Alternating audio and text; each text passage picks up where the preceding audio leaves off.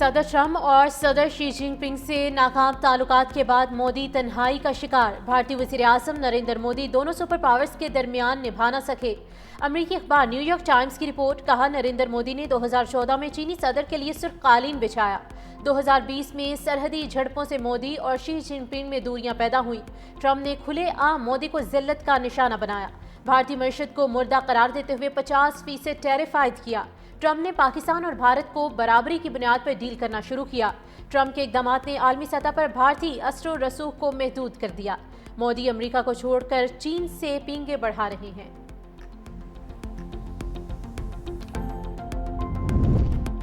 کیا صدر ٹرمپ روس یوکرین جنگ ختم کرانے میں کامیاب ہوں گے؟ دنیا کی نظریں 15 اگست کو ٹرمپ پیوٹن ملاقات پر لگ گئی۔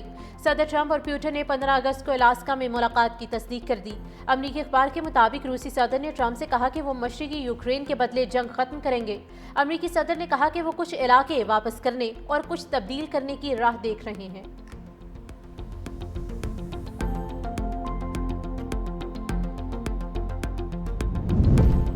صدر ٹرمپ کی ایک اور کامیابی آرمینیا اور آذربائیجان میں بھی امن معاہدہ کرا دیا۔ آذربائیجان کے صدر الہام علیوف اور آرمینیا کے وزیر اعظم نکول پیشینیان نے وائٹ ہاؤس میں جنگ بندی معاہدے پر دستخط کیے۔ صدر ٹرمپ نے میڈیا سے گفتگو میں کہا کہ امریکہ آذربائیجان اور آرمینیا سے الگ الگ تجارتی معاہدے کرے گا۔ ایک بار پھر پاک بھارت جنگ بند کرانے کا تذکرہ۔ کہا دونوں ملک بڑی جنگ کی طرف جا رہے تھے۔ میں نے کہا جنگ نہیں، تجارت کرو۔ روس یوکرین جنگ بندی کے بہت قریب ہیں۔ روس اور یوکرین کے صدور سے جلد ملاقات ہونے والی ہے۔ آذربائیجان اور آرمینیا کے رہنماؤں نے بھی صدر ٹرمپ کو نوبل انعام دینے کی تجویز دے دی۔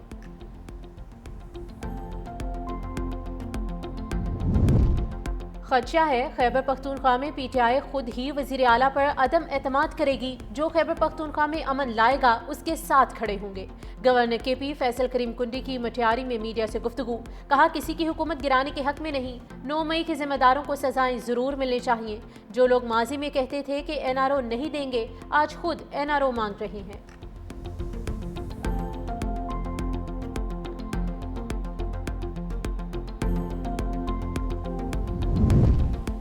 گندم کی کاشت سے پہلے 100 ارب روپے کے بلا سود قرضے دینے کی تجویز پر اتفاق۔ گندم کی کاشت سے پہلے حکومت پنجاب متحرک۔ وزیر اعلیٰ پنجاب مریم نواز کی ہدایت پر جامع پروگرام طلب۔ گندم کی بوائی سے پہلے زرعی مداخل کی لاگت میں کمی کے لیے اقدامات کا حکم۔ کھاد کی وافر دستیابی یقینی بنانے کی ہدایت۔ کہا گندم کے چھوٹے کاشتکار کو ریلیف کے لیے ٹارگیٹڈ سبسڈی دی جائے۔ پنجاب میں بہتر پیداوار کے لیے گندم کی بروقت بوائی ضروری ہے۔ پنجاب میں 2 ماہ کے دوران کاشتکاروں کو مجموعی طور پر 63 ارب روپے کی سبسڈی دی گئی۔ D G S P R کی راولپنڈی میڈیکل یونیورسٹی کے طلباء سے خصوصی نشست۔ سوال و جواب کا خصوصی سیشن بھی ہوا۔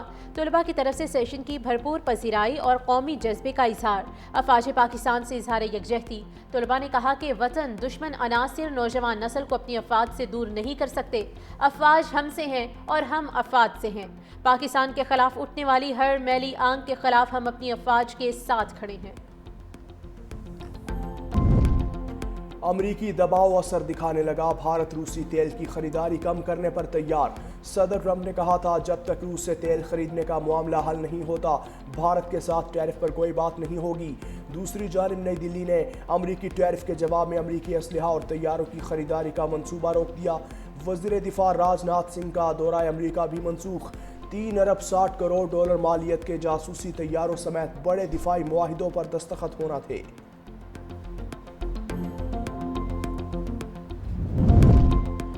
سانحہ 9 مئی کے مزید 2 مقدمات کا ٹرائل مکمل۔ عدالت آج حتمی بحث کے بعد فیصلہ سنائے گی۔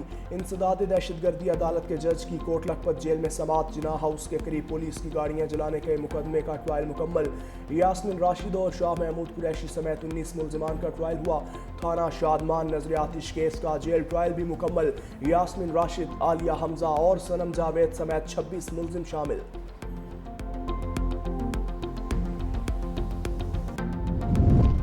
سابق اپوزیشن لیڈر عمر ایوب کی عبوری ضمانت کی درخواستیں خارج۔ انسداد دہشت گردی عدالت لاہور میں جناح ہاؤس، عسکری ٹاور سمیت 3 جلاؤ گھراؤ کے مقدمات میں سماعت کی۔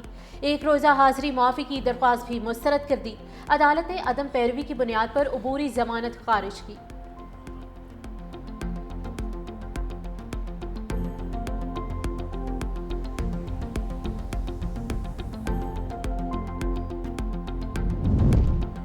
ملتان کی تحصیل شجاباد میں لرزہ خیز واردات، باپ نے داماد سے رنجش پر بیٹی اور نواسے نواسیوں کو قتل کر دیا۔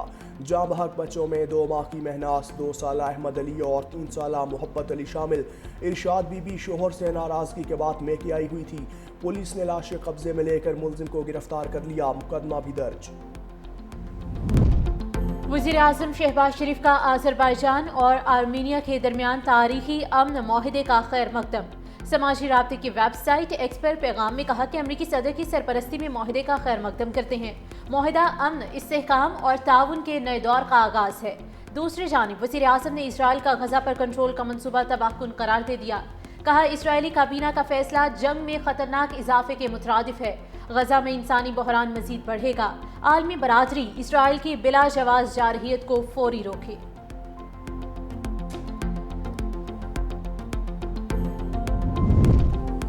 عالمی برادری نے غزہ پر قبضے کا اسرائیل منصوبہ مسترد کر دیا۔ سیکریٹری جنرل اقوام متحدہ انتونیو گوتریس کا بھی اظہار تشویش۔ غزہ کا کنٹرول سنبھالنے کا اعلان خطرناک اقدام قرار دے دیا۔ کہا غزہ مغربی کنارہ اور مشرقی یروشلم فلسطینی سرزمین کا حصہ ہے۔ جرمنی نے اسرائیل کو ہتھیاروں کی فراہمی بند کر دی۔ کہا موجودہ حالات میں اسرائیل کو دفاعی سامان نہیں دے سکتے۔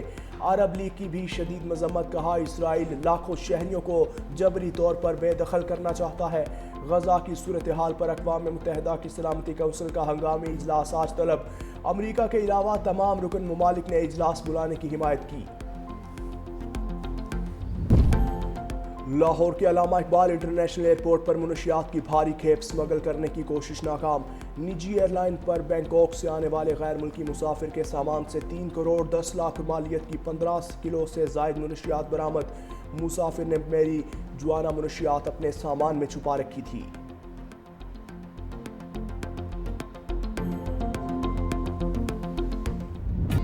اس پرچم کے سائے تلے ہم ایک ہیں۔ تمام چھوٹے بڑے شہروں میں جشن آزادی کی رونقیں، بازار، پارکس اور عمارتیں قومی پرچم اور لائٹ سے سجنے لگی۔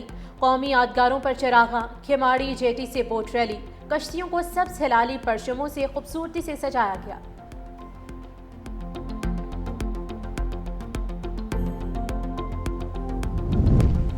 یوم آزادی کے سلسلے میں آج ایکسپو سینٹر کراچی میں مشاعرہ ہوگا۔ پاکستانی قوم پہلی بار جشن آزادی کا طویل المدتی جشن منا رہی ہے۔ مارکہ حق میں پاکستانی مسلح افواج نے بھارت کو بدترین شکست دی۔ سینئر وزیر سندھ شرجیل انعام میمن نے کہا کہ مارکہ حق میں شاندار کامیابی کی خوشی میں پوری قوم جشن منا رہی ہے۔ سندھ حکومت کی جانب سے 13 اگست کو کراچی کے نیشنل اسٹیڈیم میں بھی جشن آزادی کا پروگرام ہوگا۔